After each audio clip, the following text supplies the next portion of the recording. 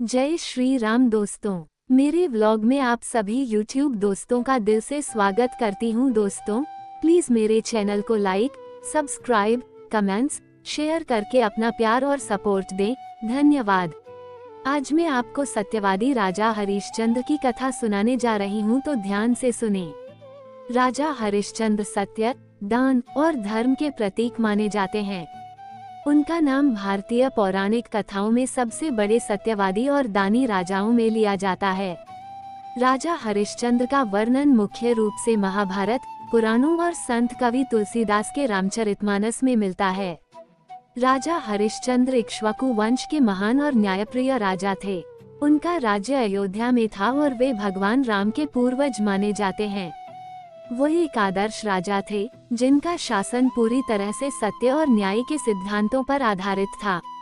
राजा के रूप में वे न केवल धार्मिक बल्कि एक सशक्त और दयालु शासक भी थे। उनका शासन लोक कल्याणकारी था और उनके बारे में यह माना जाता है कि उन्होंने कभी भी अपने कर्तव्यों से समझौता नहीं किया। कहानी के अनुसार एक समय ऋषि विश्वामित्र ने राजा हरिश्चंद्र की परीक्षा लेने का निश्चय किया। वो ये देखना चाहते थे कि क्या राजा सत्य और धर्म के मार्ग पर चलने के लिए अपने राजपाट, परिवार और सुख सुविधाओं का त्याग कर सकते हैं।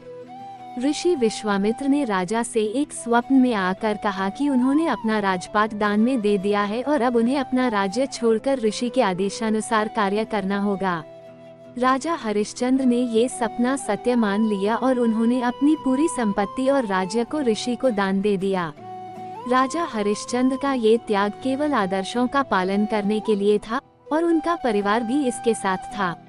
उन्होंने अपने परिवार के साथ अयोध्या का राजपाट छोड़ दिया और जीवन के कठिन दौर का सामना किया। अब वो ऋषि के आदेशानुसार काशी के शमशान घाट पर डोम शमशान का रक्षक के रूप में काम करने लगे। साथ ही राजा की पत्नी तारामती और पुत्र रोहिताश्व भी विपत्ति के दौर से गुजरने लगे। राजा की पत्नी को भी किसी प्रकार से जीवन यापन करना था, इसलिए वह भी काम करने लगी। ये स्थिति राजा के लिए बहुत कठिन थी, क्योंकि उन्होंने कभी सोचा नहीं था कि सत्य और धर्म के पालन में उन्हें इतनी कठिनाइयों का सामना करना पड़ेगा। कथा की एक महत्वपूर्ण मोड़ पर राजा हरिश्चंद्र का प्रिय पुत्र रोहिताश्व सांप के काटने से मर जाता है।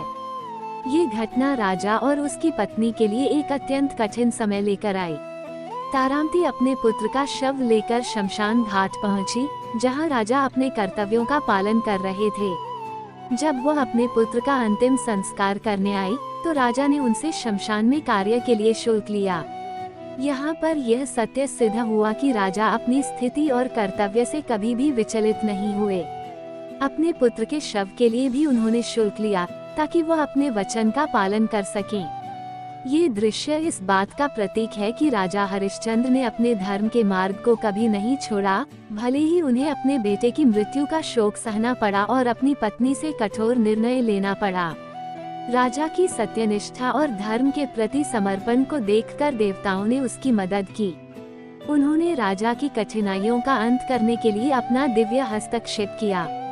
राजा के सत्य और त्याग की परीक्षा लेने के बाद देवताओं ने रोहिताश्व को पुनर्जीवित कर दिया। इसके साथ ही ऋषि विश्वामित्र ने अपना वचन पूरा किया और राजा हरिश्चंद्र को उनका राज्य वापस लौटा दिया। राजा हरिश्चंद्र ने इस अवसर पर यह भी सिद्ध किया कि सत्य और धर्म के मार्ग पर चलने वाले को अंततः विजय मिलती है। वो अपने परिवार के साथ पुनः अयोध्या लौटे और वहां उनका स्वागत हुआ। राजा हरिश्चंद्र को भारतीय संस्कृति में सत्यवादी और महान दानी के रूप में पूजा जाता है। उन्होंने अपना राज्य, परिवार और व्यक्तिगत सुख दुख सब कुछ त्याग दिया, ताकि वह सत्य और धर्म का पालन कर सकें। उनकी यह निष्ठा उन्हें सबसे बड़े दानी और सत्यवादी राजा के रूप में स्थापित करती है।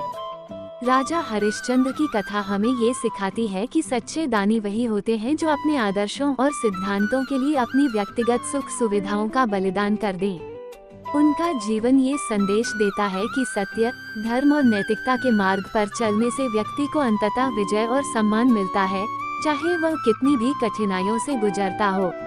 राजा हरिश्चंद्र की कथा हमें अपने जीवन में सत्य, धर्म और निष्ठा का पालन करने के लिए प्रेरित करती है। उनके जीवन का उद्देश्य ये था कि किसी भी परिस्थिति में अपने कर्तव्यों से समझौता नहीं किया जा सकता। उन्होंने अपनी सत्यनिष्ठा, त्याग और बलिदान के जरिए ये सिद्ध कर दिया कि अंततः सत्य और धर्म की ही जीत होती है। आप सभी का धन्यवाद।